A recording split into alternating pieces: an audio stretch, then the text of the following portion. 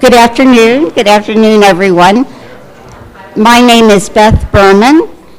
I would like to welcome you to our community Yom HaShoah commemoration for 2023. Before we get started, I have a few very quick announcements. Number one, it's really a request. Would you please turn off or silence your cell phones and other personal electronic devices? Thank you. Number two, we ask that you not applaud during the service while it's in progress. And number three, the songs that you will hear today are not in English. However, in the printed program, you will see that the lyrics are included in the original language as well as an English translation. I hope that that proves useful. In fact, we can start with the first one on your first page, Ani Mamin.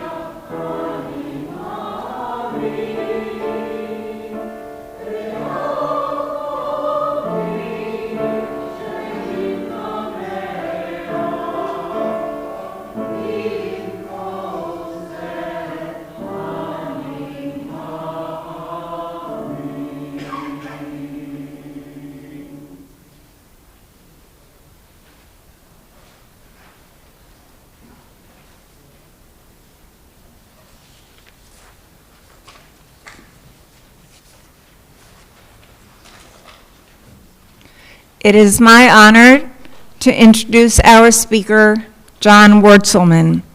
I met John after reading an article he wrote for the Chapel Hill News in 2017. The article referenced his dear father and spoke of some of his experiences during World War II. John's father was only 13 years old when the war began. I reached out to John, and shortly thereafter, he became a speaker for our Center of Holocaust Education. John was born in Montreal, Canada, and came to the United States with his parents in 1960. He attended the Bronx High School of Science in New York and earned undergraduate degrees at Columbia and Sarah Lawrence colleges. For a brief period, he taught English in a New York City high school. He then decided to go to medical school. He graduated from the Albert Einstein College of Medicine and came to Chapel Hill. Most of John's professional career was spent working in the pharmaceutical industry. He is now retired and, according to John, doing, quote, his most important work, close quote, helping to care for his grandchildren. We look forward to hearing your remarks, John.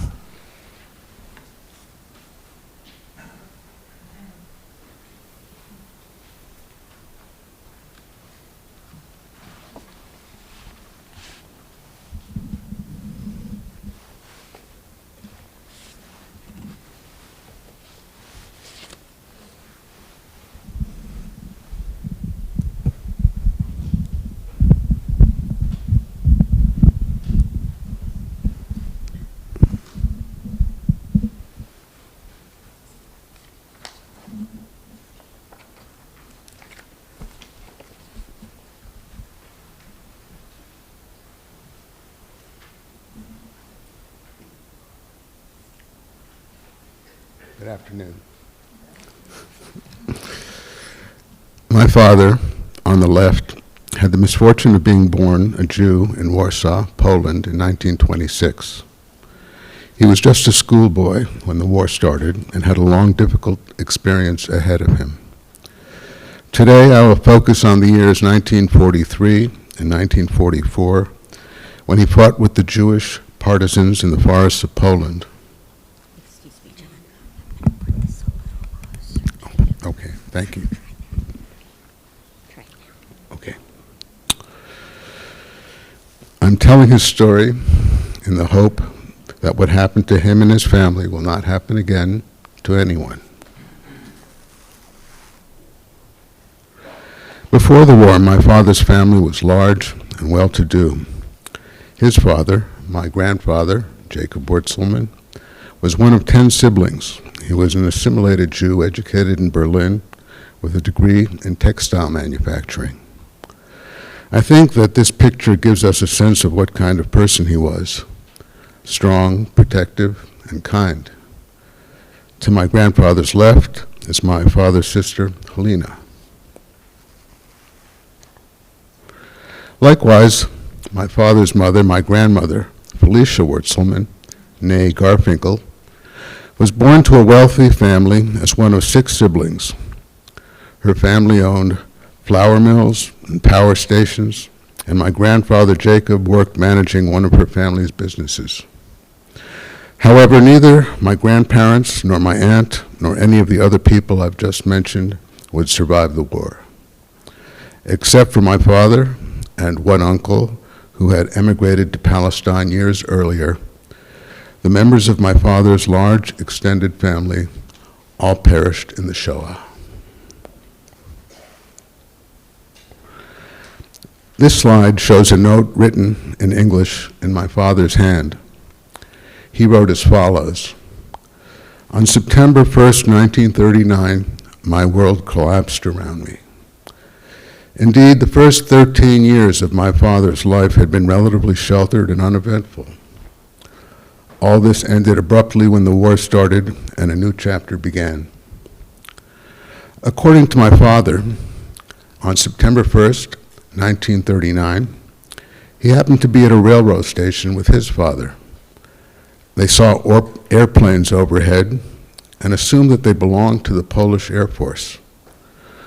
Only when the planes began to bomb and strafe the area did my grandfather realize that it was the Luftwaffe.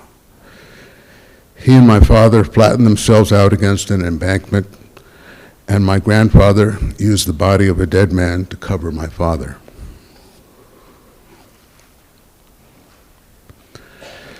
Shortly after the war started, my father's family moved to Włodawa, a small town in eastern Poland where they had many long-standing personal and business ties.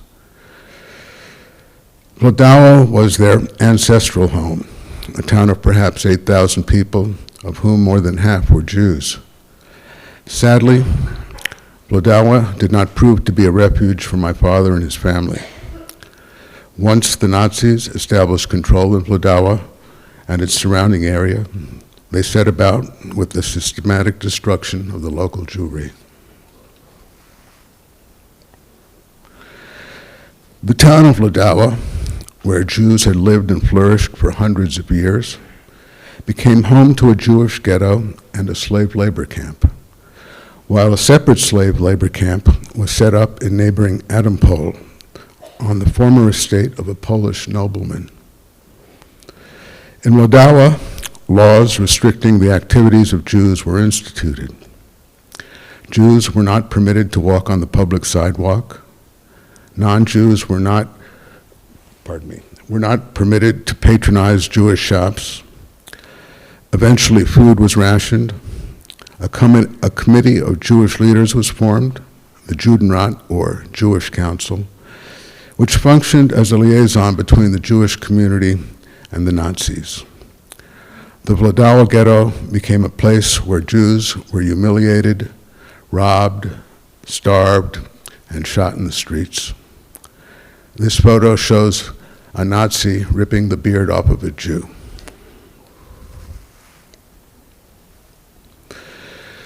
Jews from Ladawa worked as slave laborers on various drainage projects in the surrounding swampy areas. In 1941, Jewish slaves from Ladawa were forced to build just a few miles southeast of the city, the death camp of Sobibor. Those laborers then became the first of 250,000 Jews to die in its gas chambers. I will discuss Sobibor in detail in a few minutes. First, let me mention the periodic actions held in Ladawa, during which Jews were rounded up and loaded onto trucks for the short trip to their deaths at Sobibor. At the same time, the population of the Ladawa ghetto swelled as thousands of Jews deported from elsewhere in Poland and Europe arrived there by train to await their next and final journey, the short ride to Sobibor for extermination. Meanwhile, as this was happening, my father and grandfather worked just a short distance away at the Adampol camp. My father, still a teenager, was among hundreds of slave laborers in Adampol. My grandfather, because he was fluent in German, served as camp administrator. In Adampol, as in other Nazi camps, brutality and cruelty were common. Jews were beaten and tortured for the entertainment of Nazi officers. My father saw a man shot for the crime of picking up a carrot that had fallen off of a cart. The Adampol commandant, a man named Willie Sellinger, was directly responsible for the murder of my grandfather and several hundred other Jews.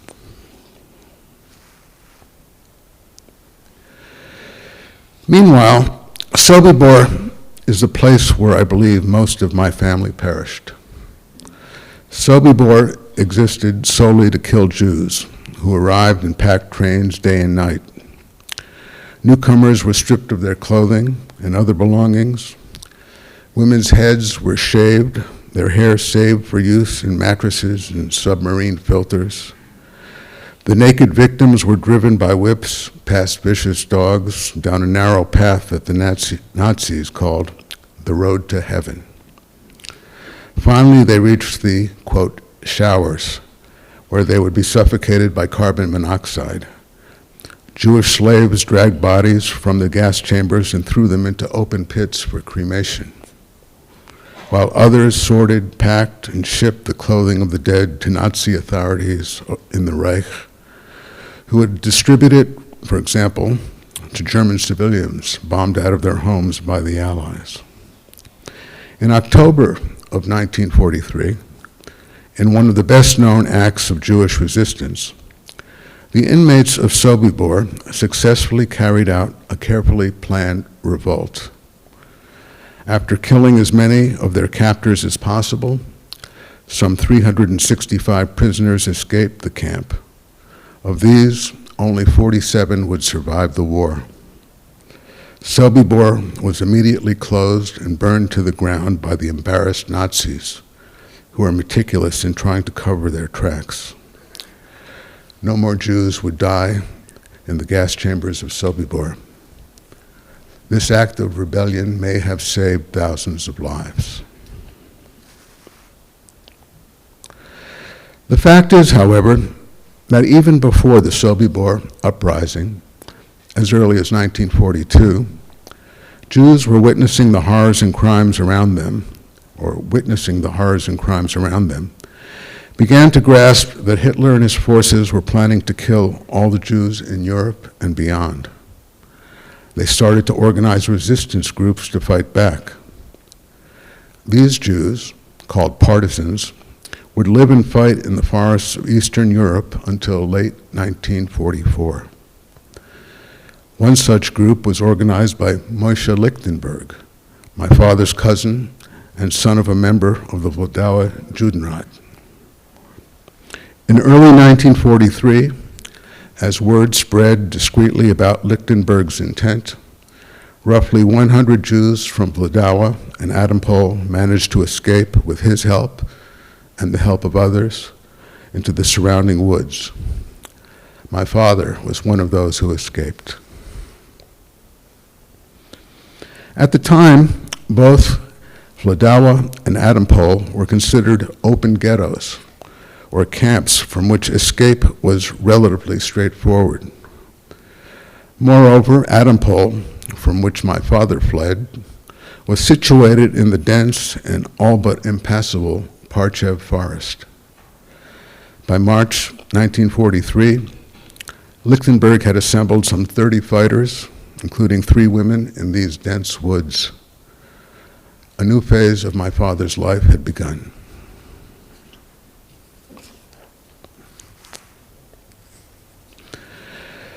The challenges that my young father and his comrades faced in the Parchev woods were daunting. They were without significant weaponry or military training. They suffered from hunger, inadequate shelter, lack of good clothing, bad weather, and filth and lice. They were in constant danger of being spotted or betrayed to the Nazis and then coming under attack. They needed to assess members of the local citizenry correctly. Sometimes local farmers helped the partisans. Sometimes the partisans extorted help from those who were hostile or indifferent. My father and his fellow fighters slept under the sky or in holes in the ground. They obtained food and reliable information as best as they could. They wore the same clothes for months at a time. The winter of 43 to 44 was brutal. Coats taken off of dead Nazis were especially prized. In addition, the partisans had goals beyond survival. They were ambushing Nazi patrols, sabotaging railways, bridges, telephone and power lines, and destroying Nazi ammunition dumps and food stores. Like other groups of Jewish partisans, Lichtenberg's established a camp for Jews who had fled the Nazis but could not fight, the elderly and infirm, as well as women and children. This camp was located on an island in the middle of a swamp in the Parchev forest.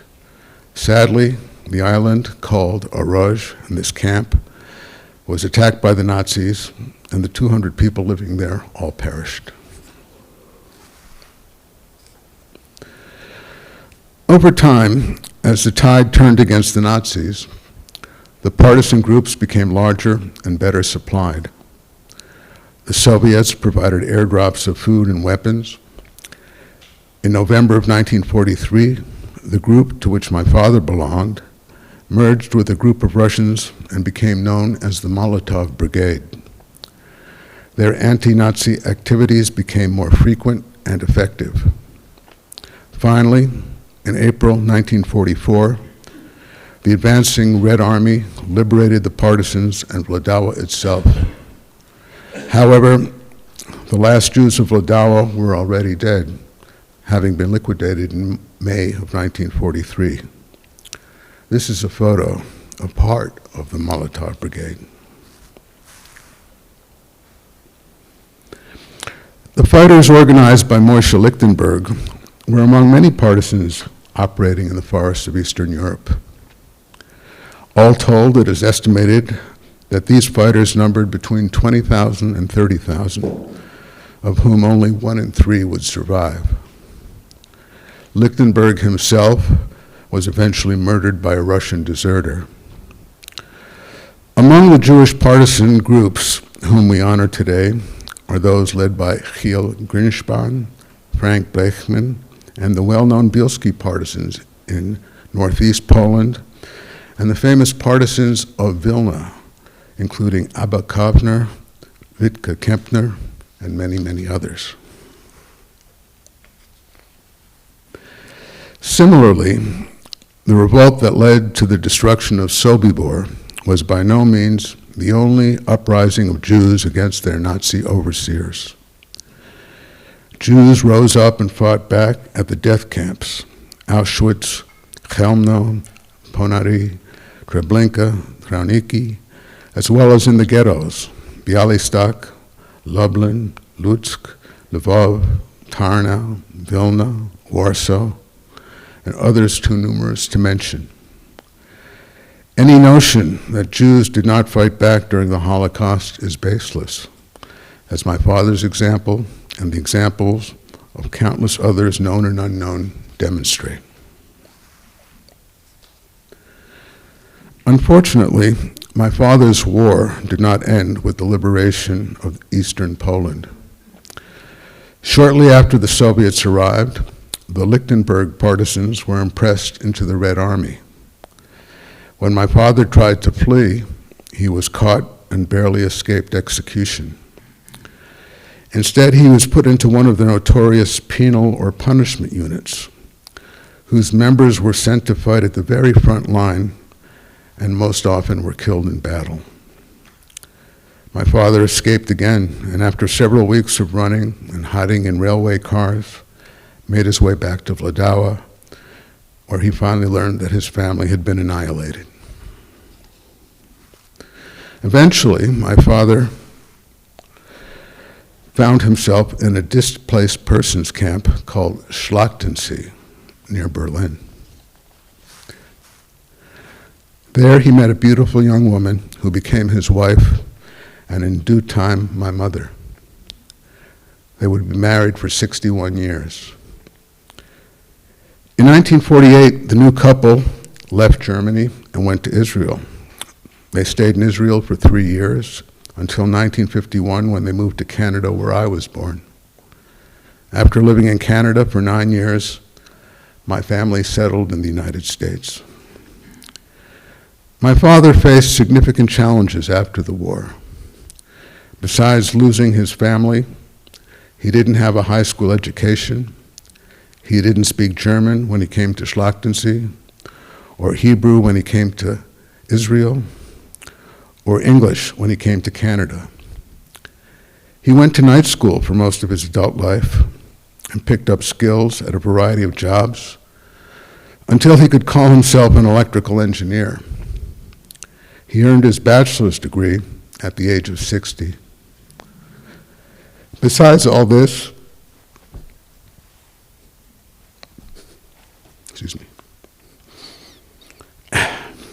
he was a kind, gentle human and a good father.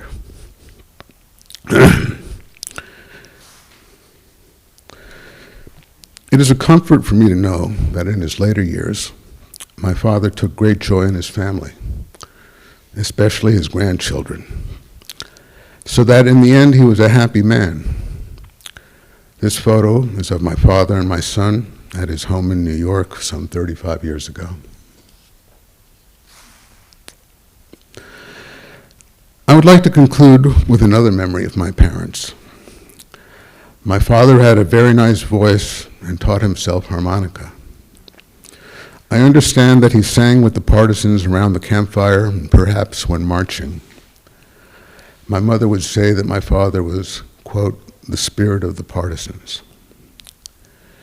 As you know, there is a famous song associated with the partisans, written by Hirsch Glick during the war, that has become known as the partisan hymn and has been translated in many different languages. I understand that the Triangle Jewish Chorale will lead us in this song at the end of today's commemoration. The Yiddish title is Zog nit kein Mal, and the words are printed in your program. I hope that you will all rise and join me in singing Zog nit kein Mal at the end of our service today. Thank you.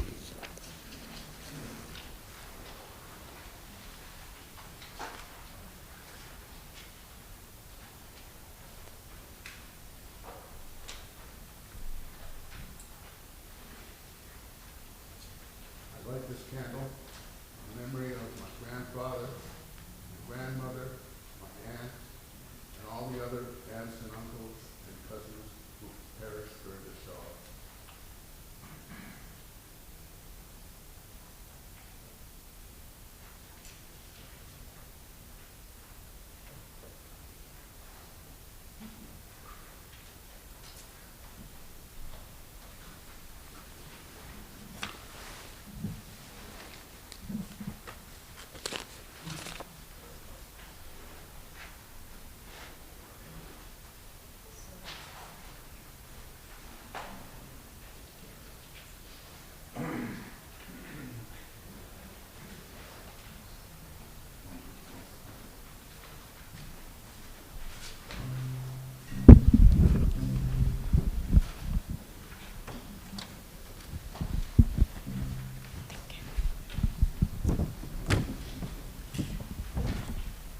Speak first.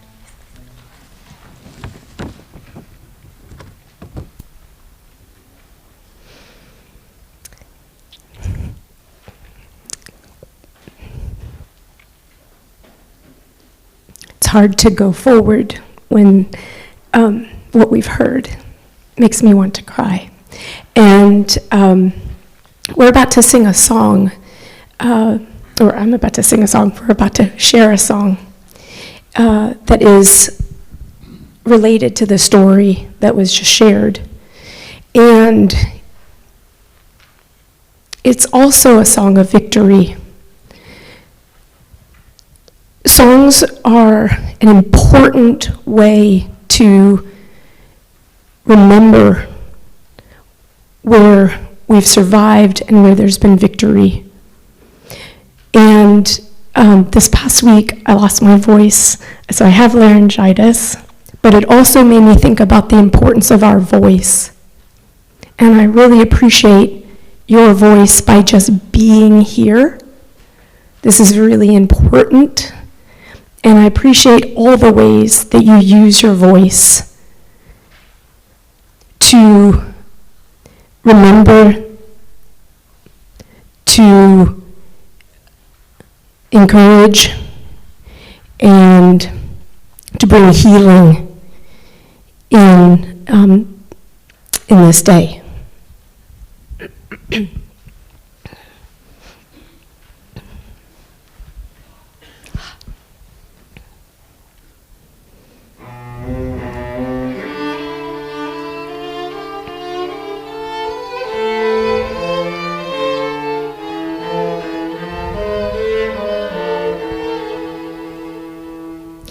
Ik zit naar een kroeg. Ik ben zo.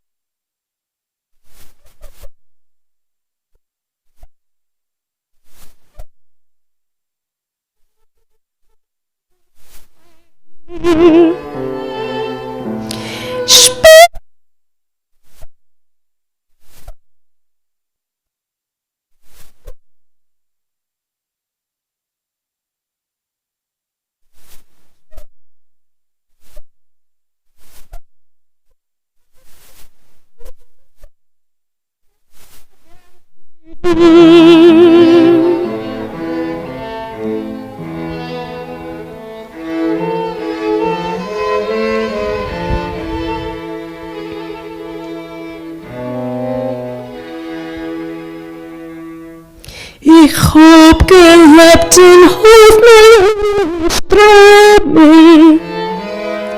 Ik ben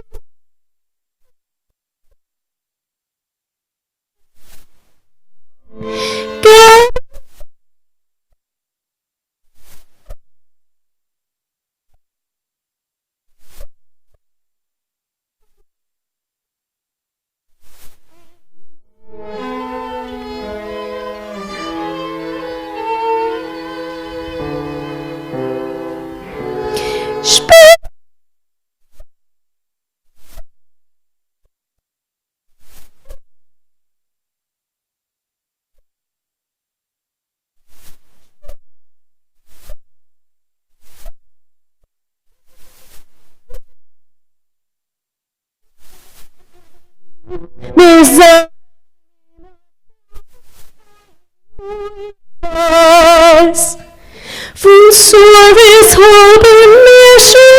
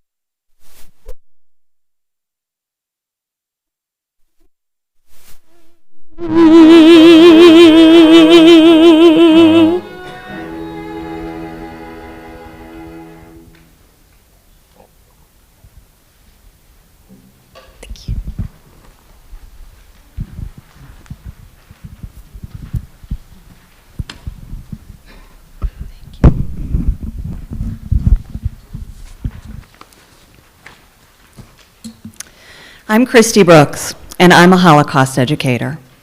I feel I've always known about the Holocaust, but don't really recall actually ever learning about it, other than a mention or two in Hebrew school. So I started my own Holocaust education 9 years ago when I started working at Lakewood Montessori Middle School right here in Durham. Even though I was no longer in the classroom, I studied with NCAT, the North Carolina Center for the Advancement of Teaching, going on my first visit to the United States Holocaust Memorial Museum, and created a tribe of other North Carolina educators who are passionate about teaching the Holocaust. Yes, they actually exist across the entire state. I continued studying all the way to Yad Vashem. During all of my training, my friend and colleague at Lakewood, Meg Graham, suggested I start a Holocaust Studies elective for 7th and 8th graders, adding on to my regular job responsibilities. So I did. With the support of my then principal, Dr. Warnell Carmen, I proposed a course to Durham Public Schools and started teaching again. To me, not teaching about the Holocaust is a waste of our most valuable resource, student curiosity. Teaching the Holocaust helps us to have the hard conversations about hate and bias, acceptance and tolerance. I was continually impressed with the level of empathy, caring, critical thinking, and longing for understanding by my middle schoolers. This is why we teach the Holocaust. Hate is not harmless. I retired in June after 30 years of public education in North Carolina. In my last 4 years at Lakewood, I taught 75 7th and 8th graders in 8 classes, took 6 of those classes to the Judaic Art Gallery and a journey through degenerate and looted art at the North Carolina Museum of Art, had 2 of my students win first and second place in the Holocaust Speakers Bureau Art Contest, and hosted several survivors for our students, and 2G, second generation, some even related to my students. The teachers at Lakewood are phenomenal and do an amazing job teaching the Holocaust in their 7th grade unit. But this is not true at all schools. It is currently possible to go through kindergarten through 12th grade in North Carolina without ever hearing about the Holocaust, regardless of deep study. I know of Holocaust educators like me whose curriculum retired when they did. This is why the Gisela Abramson Holocaust Education Act is so important to the students of North Carolina. With this recent act, thanks in large part to the advocacy of the North Carolina Council on the Holocaust, Holocaust education will now be required in grades 6 through 12. I light this candle for North Carolina students in grades 6 through 12 who will forevermore be educated on the Holocaust, and to the teachers who will forevermore teach them.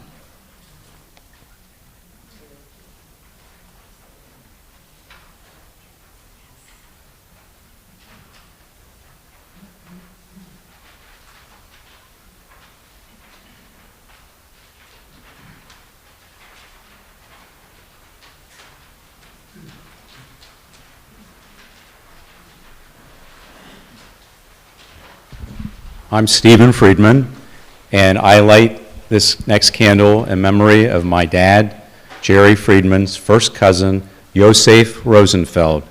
Yosef was born in 1908 in Humana, Hungary, Zemplin County, which is now part of Slovakia, and he was the eldest of 8 children. Yosef's parents and his 7 siblings relocated to Palestine from Košice, Slovakia, prior to the Nazis invading Košice. Yosef stayed back to operate the family hardwood floor business in Košice and subsequently was transported to Auschwitz in 1942, where he died.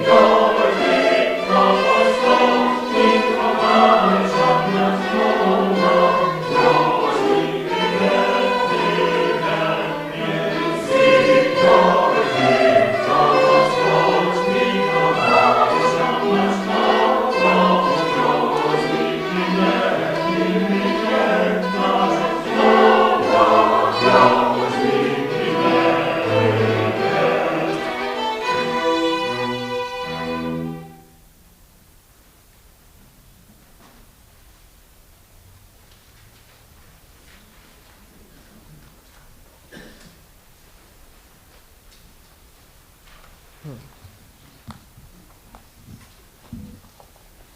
can read this, okay. I am Evie Eisenstein McKee. My father, Samuel Eisenstein, was born in 1928 in the eastern Polish town of Mezrich. Actually, the town was called Mezrich by the many Jews who lived there. In Polish, the town located in the Lublin area was and is called Miedzierzyk Podlaski. From the beautifully detailed Yiskor books, we know that the town was distinguished both for its famous bristle-making business as well as its importance as a center for Jewish learning. At the end of the 1930s, Mezrich was 75% Jewish, with 12,000 Jewish inhabitants. Between 1942 and 43, there were several mass deportations to the Nazi death camps, and fewer than 1% of the Jewish population of the city survived the Nazis. At the outbreak of the war in September 1939, the Nazis occupied Mezrich, bombing and destroying a large portion of the town. For my 11-year-old father and his 7-year-old brother and the rest of their family, thus began the personal trauma of the Holocaust for their family. Their older brother, Simon, a student prodigy, was 15 and studying in a yeshiva in Vilno called Vilnius, now Lithuania. He was murdered there by the Nazis, a victim of the mass shootings that took place in that area. In late 1940, my father's family, including their parents, Israel and Sarah, were smuggled the relatively short distance across the eastern border into Russian-controlled territory. As happened with so many millions of others, they were sent to Siberia via cattle cars, where they were supposed to survive until the war's end. My father's father, Israel Eisenstein, died of starvation there. Of the nearly 20,000 refugees in the camp, only about 1,200 survived. There was never enough food, and my uncle tells the story that they would go to native Russian homes when someone died in their family because they could get free food. Sometime in 1944, my father, his mother, and younger brother were sent to the southern part of Russia, warm climate, in Soviet Armenia near the Iranian border. They needed young, strong people to cultivate crops, work in the field, picking fruits and vegetables, which my uncle says they would sneak and eat whenever they could. The family lived there until the war ended in 1945. The three of them were then sent to Linz, Austria, where they lived in a displaced persons camp. There, my father and uncle resumed some semblance of formal education, among other things, learning how to speak Hebrew. Also during this time, my father worked with Bricha, underground organized effort that helped Jewish Holocaust survivors escape Europe to Palestine. In December 1947, my father, his brother, and their mother emigrated to the U.S. They arrived in New York aboard the Marine Flasher. I'm getting a little upset. They would move to Columbus, Ohio to begin their new lives. My father died of leukemia in 1971, two weeks short of his 43rd birthday. His mother, my grandmother, Sarah, died at the age of 76. But my uncle, Benny, I'm happy to report, is a healthy and active 90-year-old still living in Columbus. I light this candle in memory of my father, Samuel Eisenstein, my father's brother, Simon, their parents, Sarah and Israel, and their extended family of aunts, uncles, cousins who did not survive the Holocaust.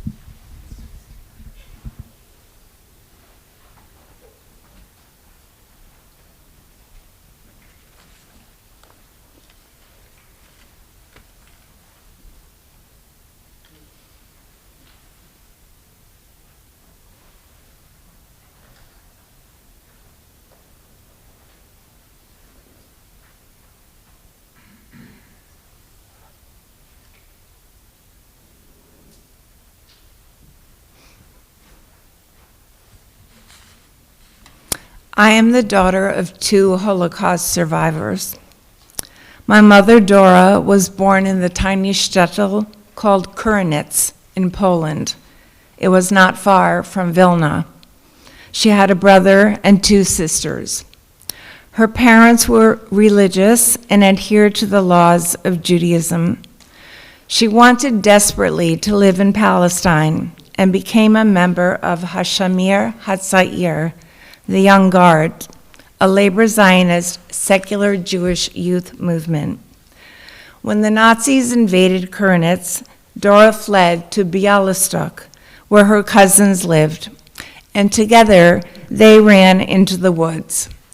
The forests of Poland are dense.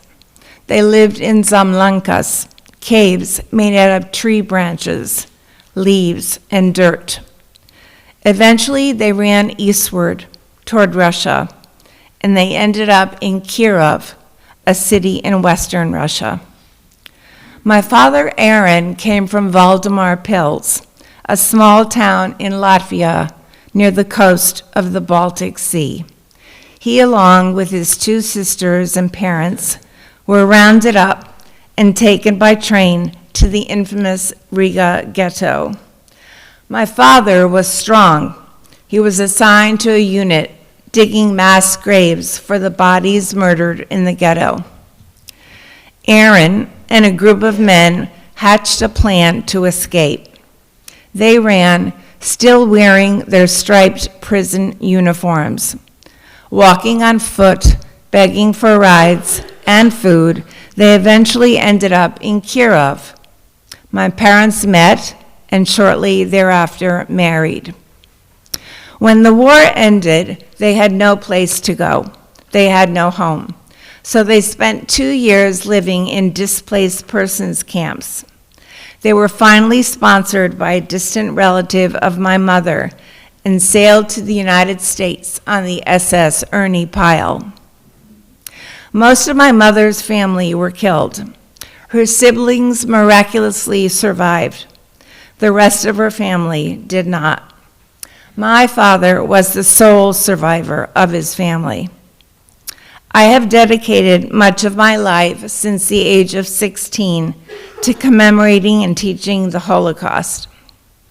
I light this candle to honor my dear parents and in memory of my grandparents, aunts, uncles, and cousins who I never met.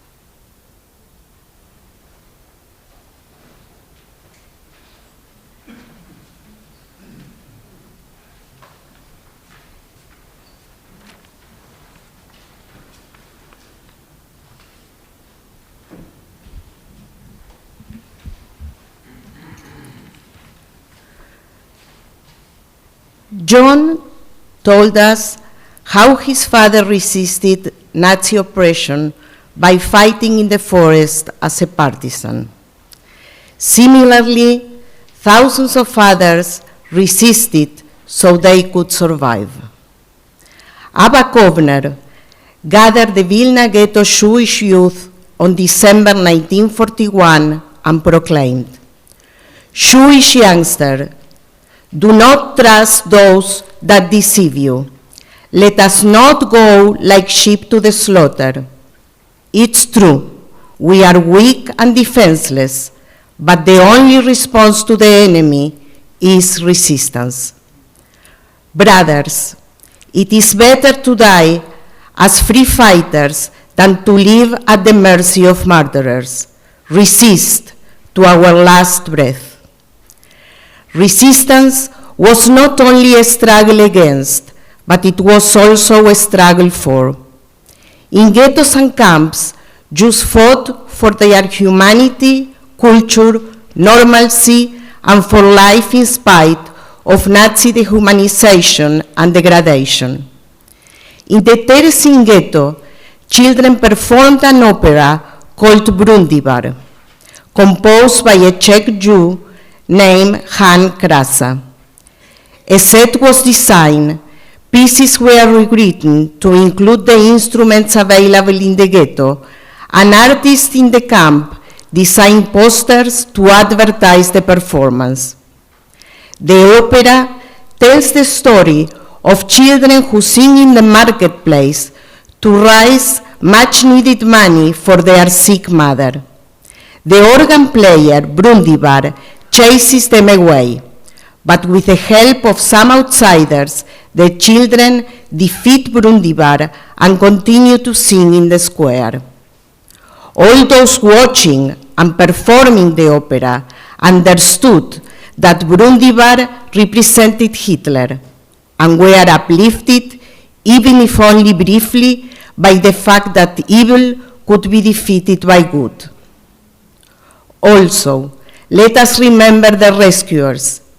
Rescuers provided hiding places, food, false identities, escape routes, and harbored children despite being under the constant fear of being caught. Bystanders were the rule. Rescuers were the exemption. The empathy and compassion of rescuers should serve as a model for us. As a member of the Center for Holocaust, Genocide, and Human Rights Education of North Carolina, I, along with dedicated colleagues, work to ensure that the Holocaust is kept relevant and meaningful in today's world. Every person can make a difference, but making the right choices and not allowing prejudice, discrimination, anti-Semitism, hatred, injustice, and violence to occur. I light this candle in memory of the brave individuals who resisted the Nazi regime and its collaborators, and in honor of those who had the courage to rescue Jewish lives, even when their own lives were at risk.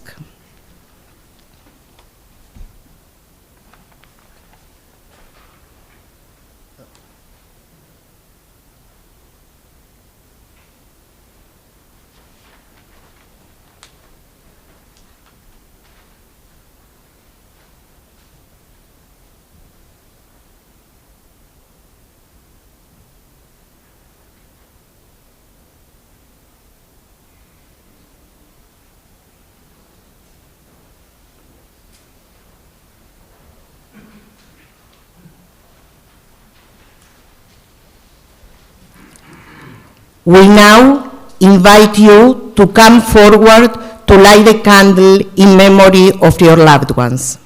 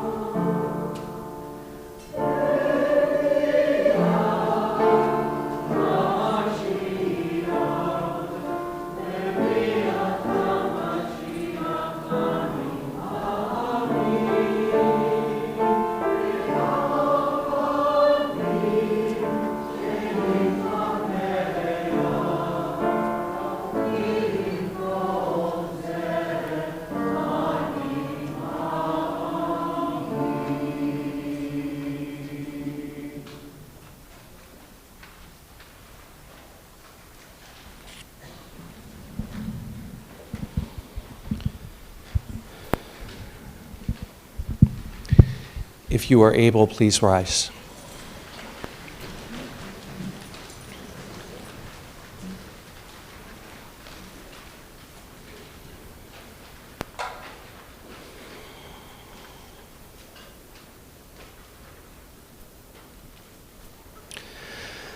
El male rachamim,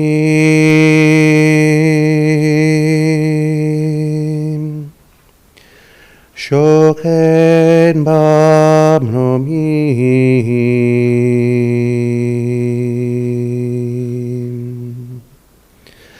hametze menucha nechona,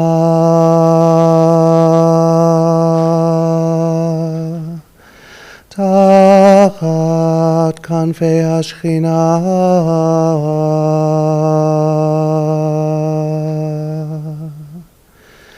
b'malot kedoshim utearim, kezohar araki hamazirim.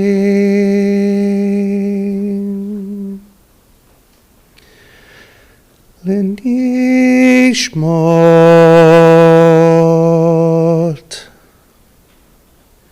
6,000,000 Acheinu v'achyoteinu shemetu al kiddush Hashem.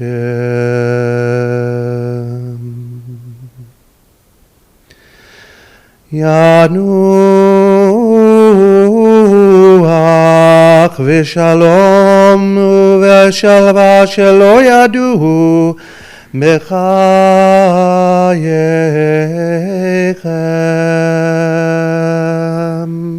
Ana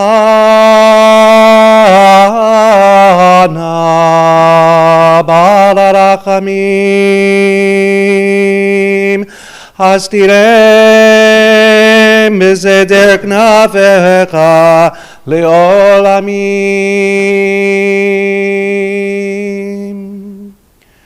Utzror b'tzror hachayim et nishmatam.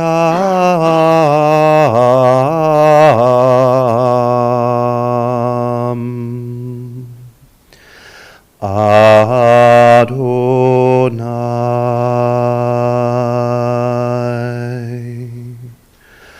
unachalatam v'yanuchu v'shalom amishkavam v'nomar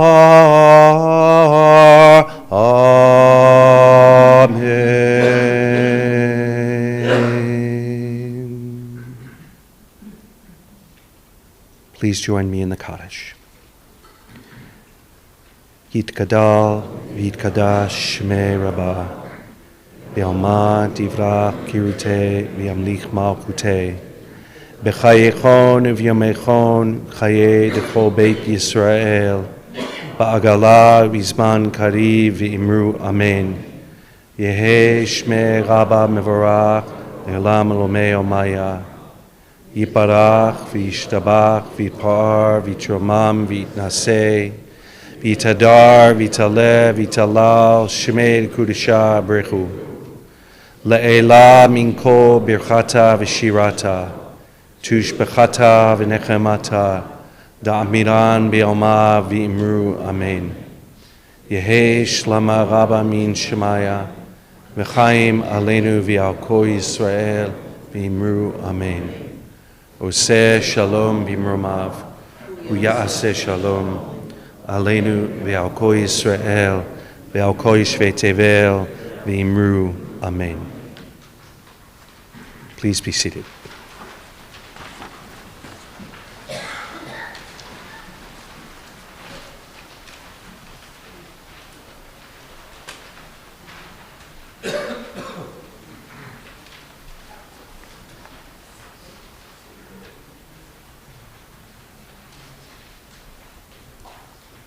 Thank you, and now I'd like to ask you all to rise again, please, and join as we sing the partisan song.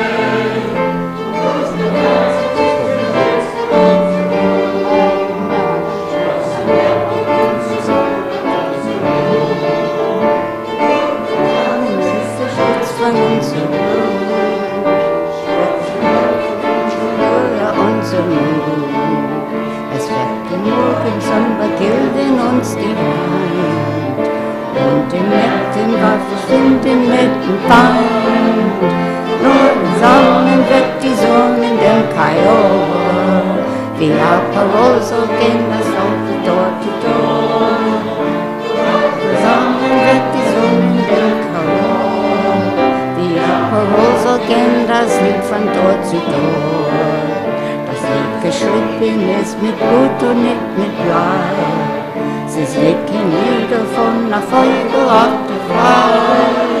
Es hat der Vogel zwischen fallen dicke Wellen. Das Lied gesungen mit ne Ganges in die Hände. Das hat der Vogel zwischen fallen dicke Wellen. Das Lied gesungen mit ne Ganges in die Hände.